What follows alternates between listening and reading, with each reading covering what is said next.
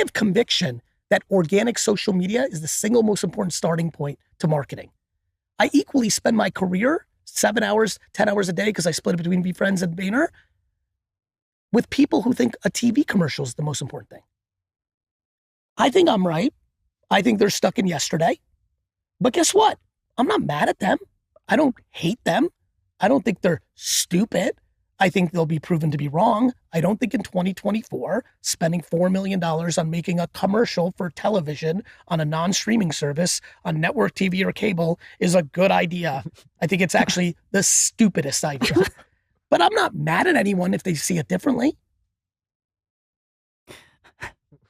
What's a bad day look like for you? One of the things I'm struggling with right now is that with 2,000 employees, and I'm so HR driven, the pet team, the people and talent team, always tell me when something bad has happened to an employee anywhere. This is a big part of me wanting to be the human CEO I am, to the point where I'm actually debating maybe not doing it anymore. Because now at 2,000, when it was 50 people, 80 people, and everybody was 22, we were cruising. Nobody's parents were dying. Everyone was 22. Nobody's parents were dying. Nobody lost a baby. Nobody had kids. Like, we were cruising. I was like, I'm the best. Meaning I'd have to hear about it once every few months, and I would lean in. Now at 2,000 people, many of which are 40, 50, 30, things happen. People's siblings die. People's parents die. People lose a baby. People get sick. People themselves get sick and hurt. We had an incredible teammate get murdered in Brazil, I think, Colombia. Jesus.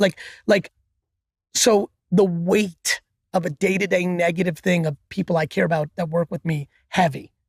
So a bad day for me would be getting bad news about somebody in one of my companies that's happened to them, because I'm very emotional. And so I take things on. I'm able to compartmentalize. That's what I'm great at. I can deal with it. But I would tell you, my bad days are only left for cancer, death, terminal illness, car wreck, burnt house down, losing money, somebody saying I stink.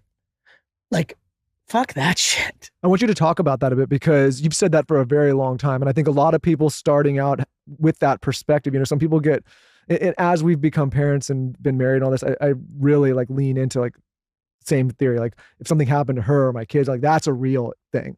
Hey, look, you're in the losing a little money. Let's go to the full extreme. You guys are really in it right now. You're on the precipice of building your empire, right? What if it went to dead zero tomorrow? Devastating. You've worked really hard. I'd figure it out. Of course, that. You have to have that. You have to have that. You can't be scared. You know why? Because you have no choice. Right. I don't understand. People think they have optionality to step backs. Everyone's so scared of losing, they've lost. Everybody is so scared of losing that is listening to this right now that they've already lost because of the fear of losing. What about the forever student? Oh, right. They just read about it and never do about it. Yeah, I mean, they're the forever student. I don't know. I was that about health and wellness from 28 to 38. I was talking to myself for a decade about I have to get into better shape. I have to eat better. Fuck, I have all these goals and dreams. I'm not going to live to 100 if I keep eating foie gras and fucking never go to the gym. And then at 38 and a half, I finally got serious about it. And I've started taking my health more serious over the last 10 years of my life. That's how I feel about all of it. I understand the forever student. I was it with my health and wellness from 28 to 38. It's about fear. I used to say when I was 34 that I didn't have time to work out. 34-year-old Gary compared to 48-year-old Gary with time, that guy is a puss. Why is he a puss? Talk to him. It's not that I work that much more or less. My efficiency is like a fucking gangster. Do you know what my calendar looks like? No, can we see it? Yeah. This is my dream. This is actually my dream, to see your calendar. Oh, so cute. Ready? My calendar is super early. And look at this, 15 minutes, 40 minutes, 30 minutes. There's no lunch. There's no. You've always done it this way, yeah? You guys know, 4:45 to 5, 5:15 to 5:30, 4:30 to 4. It is. Wait, do you have something in there that says 4:45 to 4:46? Yeah, it's very real to me. Shower in there.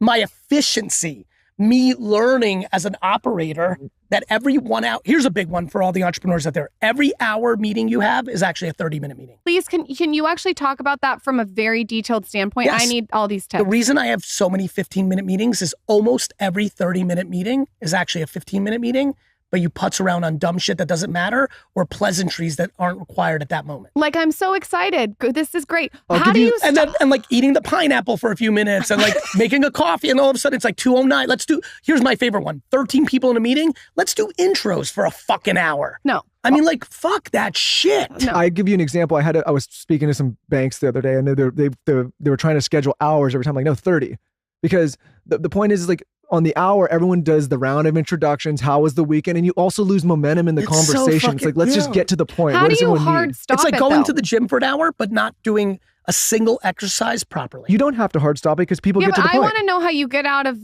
12 to 12:15. Someone's still talking. What do you do? Say, I apologize. I have to go to my next meeting. Just straight up.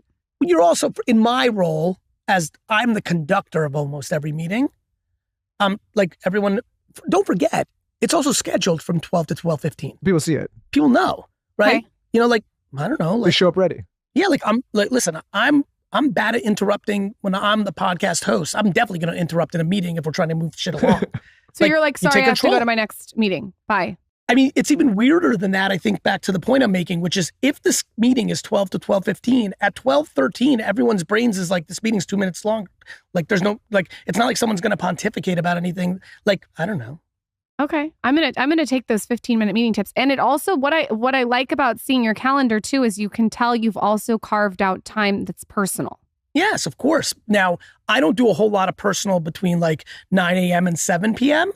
Like, I'm like a minimum day for me is 10 hours of operating, no lunch. I barely go to the bathroom. It's 10 hours, right? Right? Every day. And by the way, that's the minimum.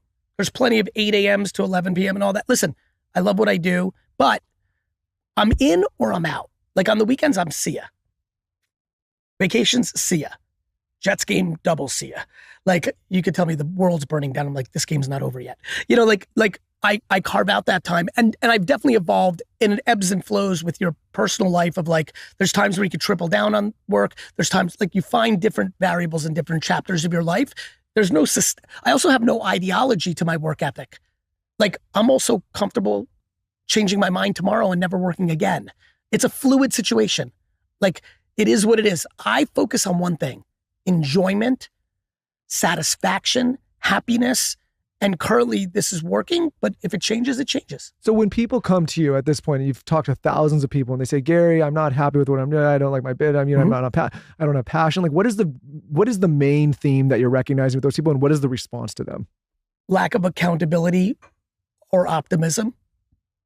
And they're looking for answers, but often what they're looking for is affirmation for their excuses.